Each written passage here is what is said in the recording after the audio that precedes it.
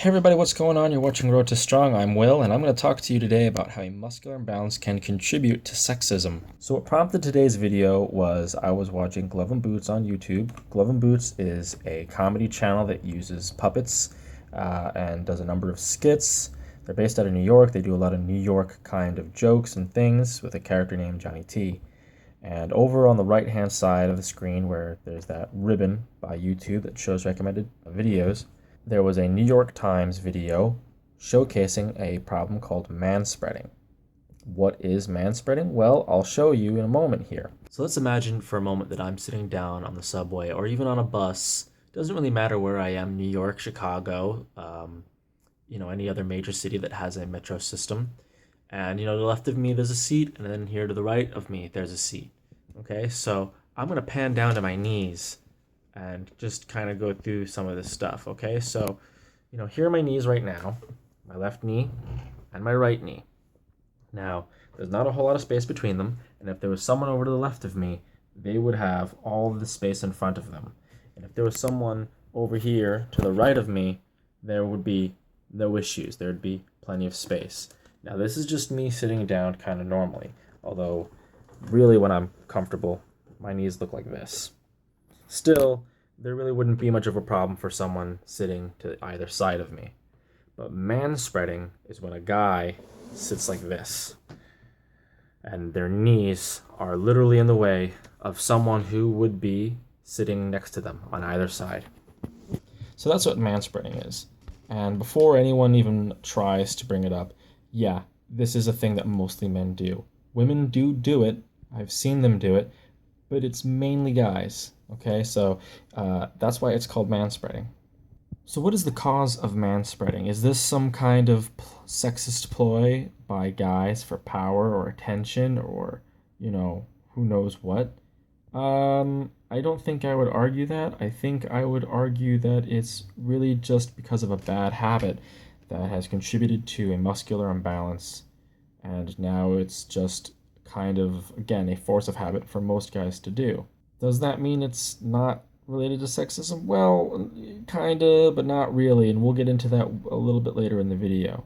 What's happened is that by spreading our legs constantly, we are tightening our abductors and loosening our adductors. What are those? Well, your abduction muscles are what are responsible for pulling your legs apart, and your adduction muscles are responsible for pulling your knees in. And by constantly sitting like this, every time we go from standing straight to sitting down like this, we're pulling our knees apart, and that leads to a muscular imbalance. Your adduction muscles are weak, and your abduction muscles are strong, and so they pull apart. And this just happens unconsciously. You just do it. It's a force of habit. It's something that you've done since you were probably 5 years old or even younger, and you've just never thought about it.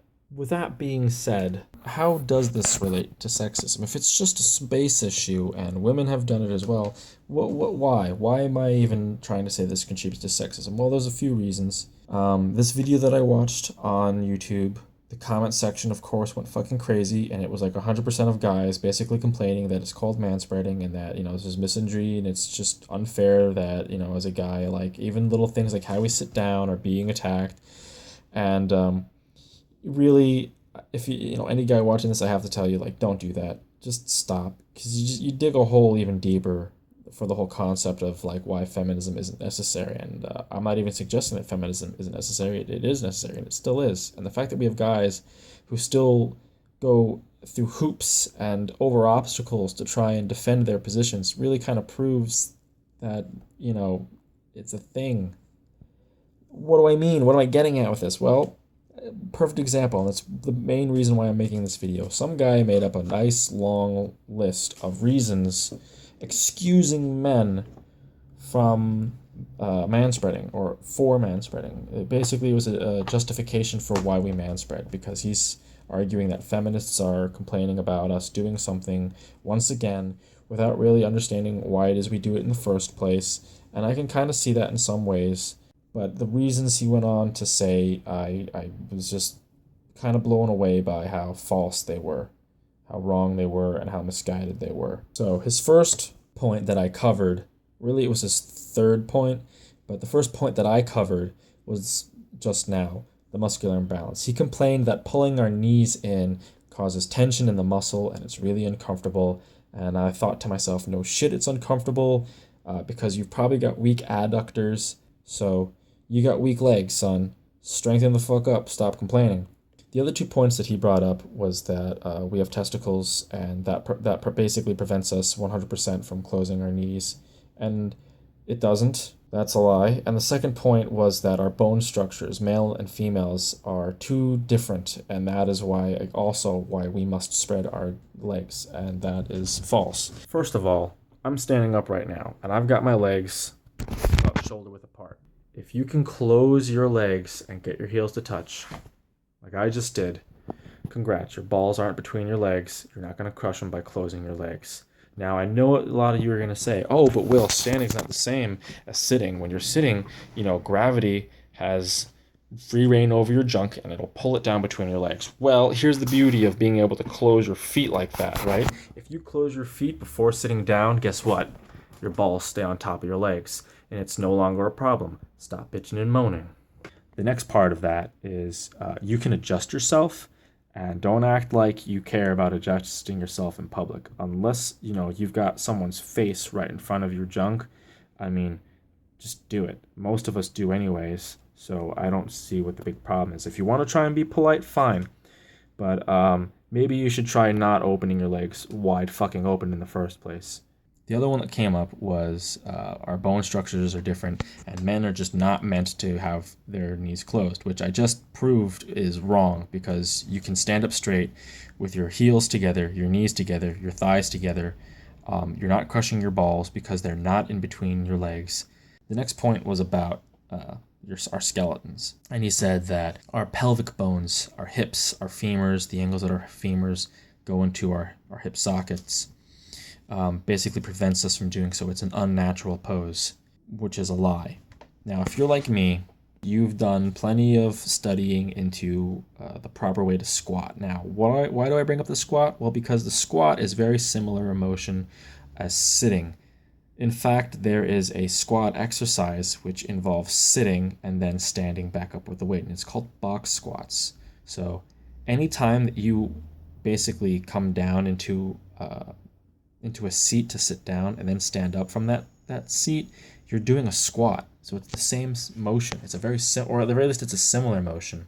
What I have learned researching the squat is that it really doesn't matter if you're a male or a female with regards to where your knees are at the bottom of the squat. You'll see a lot of debate, not really debate, but a lot of questioning on where people's knees should be in a squat. Should it be over their toes? Should it be past their toes? Should they be pointing their knees out? Should they have a narrower stance and have their knees in? And the consensus by pretty much everyone who knows anything, the experts, the scientists, the kinesiologists, will say to you, it's highly personalized. So it changes from individual to individual, and it's completely genetic. It is not gender-based. So women should not be sitting or squatting with their knees together like we basically have imprinted in their brains to sit like. You'll see any woman on the subway or the train wearing jeans, and she's still sitting with her knees together because that's just the ladylike thing to do, and that's kind of where this kind of jumps into the sexism bit. But I'm not ready to get there yet. The hip, femur, the pelvic bone, all that jazz, highly individualized. It's completely based on genetics. It's nothing to do with gender. A woman could squat with her legs wide open, or she could squat narrow stance, and the same goes for men. Furthermore, the only difference in the pelvis between a man and a woman is that for a man, the pelvis is usually, or I should say the hips of the pelvis are usually narrower. And the reason for that is between your spine in the middle and your hips on either side, you create a lever, a moment arm, actually, between the point of your spine and your hip and the edges of your hips, where your femur attaches to your pelvis. The more narrower our pelvises are, the less twist is necessary to get full extension between either the leg behind us or the leg in front of us, and that made us faster runners and faster producers of power. That's one reason of many reasons why we're faster runners. We have a much more efficient path for running. Women, on the other hand, have wider hips, which means they have to overcome more distance to get the same amount of hip flexion than we do. That does also mean that they can produce more power in the end. Um, but there's a whole other list of reasons why. I mean, that typically isn't the case. It's usually why women don't lift as much, or they can't punch as hard, or they can't run as fast.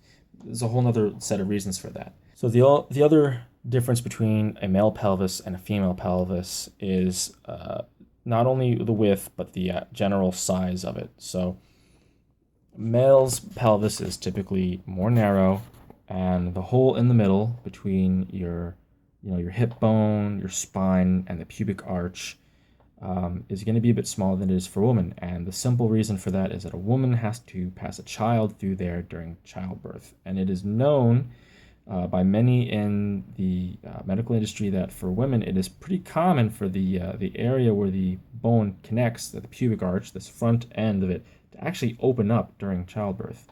So those are the only differences between a male pelvis and a female pelvis. Ours is more narrow, theirs is wider and, more open. That's the only difference. Does that mean that, we can't sit with our legs at different angles? No, I just explained that. It's not gender based. It's completely genetic and totally to that individual. And also, even that being the case with being genetic and very much on the individual, that's not a reason why people are sitting with their knees fucking this wide. That's no. So what does it have to do with sexism at all? All right, well, it's not so much the fact that men are doing this, and it's not so much the fact that it's a space issue. This isn't a ploy for power by us. The part where sexism comes into this is where we start to make excuses for ourselves, like this guy did, in order to keep doing what we've been doing for comfort. A lot of you guys don't realize this, but that is like the thesis for the research paper on like patriarchy. Patriarchy is the concept of a system completely designed for our benefit, for our comfort. The fact that we sit here, or these other guys sit there on their computers, tapping with their keyboards, complaining about how a part of their system has to change to accommodate others. That's what patriarchy is. It's kind of funny to me, like how this just blows over people's heads, mainly a lot of guys' heads, because other people, women, transgender, and what have you. I mean, they see this every day. They see a system where, as a guy, it's just like, man, how great, how great it would be to be able to sit on the train and let my legs sit a little bit wider and have nobody question me on it because I'm a guy. If I'm a girl and I do that, most of us will basically be like, whatever. But I mean, they're like 10 to 100 times more likely to have someone come up to them and say, that's not ladylike, or that's rude, or that's gross. We don't get that. You might be the lucky man to have someone come up to you and call you out and be like, you're a prick and an asshole for spreading your legs so fucking wide. Close your damn legs so I can sit down, and we don't have to have the fucking knee match when I sit down next to you. It's just amazing. That's where sexism comes into this, okay? A guy I saw on YouTube came up with 3 false reasons to justify manspreading. That's patriarchy. Because in order for him to accept that it is a problem, he would have to accept that all 3 of these reasons are wrong and that he has to change. That's all it is. And that's how a muscular imbalance contributes to sexism. If you agree, like. If you disagree, you can go ahead and dislike this video. If anyone has a problem, come at me, whatever. I will destroy anything you got, basically. Peace and love. Later.